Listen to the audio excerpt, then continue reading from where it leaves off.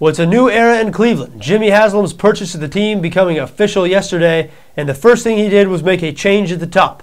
Joe Banner in as president and CEO of the Cleveland Browns effective immediately. That means Mike Holmgren is out.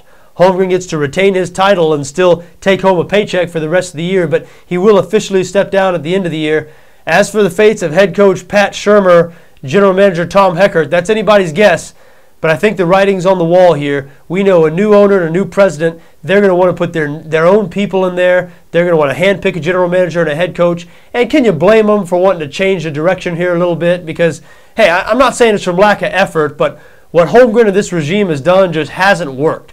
Cleveland finally picking up their first win of the season last week. And, I mean, the Browns are tough on defense, and they've been playing better for the last couple of weeks. But still, this is a team that's going nowhere and nowhere fast, and it's been that way for the last several years. So I'm sure most Cleveland fans look at this as a breath of fresh air. I'm sure they're anxious to see who they're going to bring in and what they're going to do with the roster. Now, as far as the roster goes, whoever's going to come in, they're going to have some good young pieces. Trent Richardson is as good a young running back as come into the league in a couple of years. And Brandon Weeden, even though he's had some rough patches this year, has really developed and made some strides, I think, over the last couple of weeks at quarterback. Now, he won't be the only rookie quarterback on the field this Sunday when Cleveland travels to Indianapolis to face the Colts. Indianapolis, by the way, a 3-point favorite in this game on BETDAQ, 45 the total. Colts, of course, have their own rookie in Andrew Luck. Now, Luck, I think, throughout most of this year has had a little bit more success than Weeden, but played considerably worse last week. We mentioned the Browns came away with a win last week. The Colts did not look good at all in getting blown out by the New York Jets. Now, this is the second game the Colts have played since they learned the devastating news that their coach Chuck Pagano was diagnosed with leukemia. We wondered how they'd respond to that news, and they've played 2 games since then, 8 quarters of football. In 6 of those quarters, they have been absolutely awful. 21-3, they were behind to Green Bay in the first half of that game.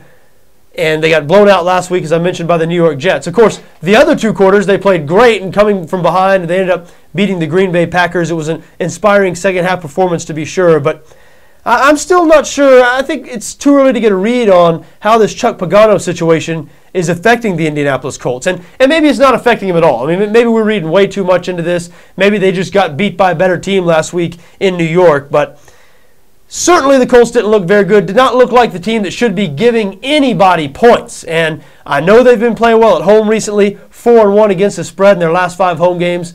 I know Cleveland was the last winless team in the league before finally winning one last week.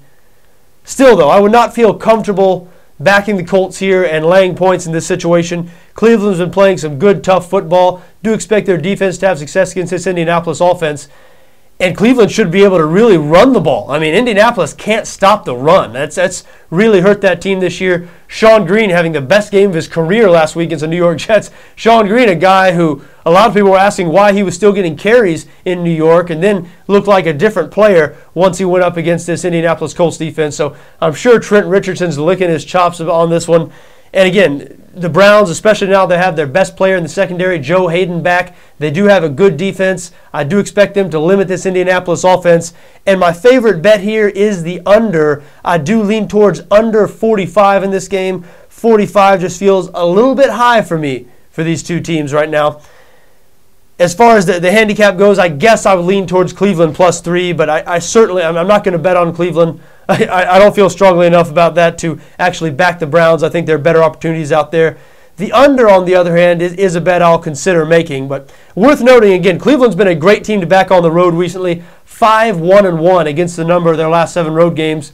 But like we said, Indianapolis has been good at home too. So 2 rookie quarterbacks, 2 teams with a couple of trends going in their favor, 2 teams with losing records. Who knows what we'll see on Sunday. I don't think we're going to see a whole lot of scoring.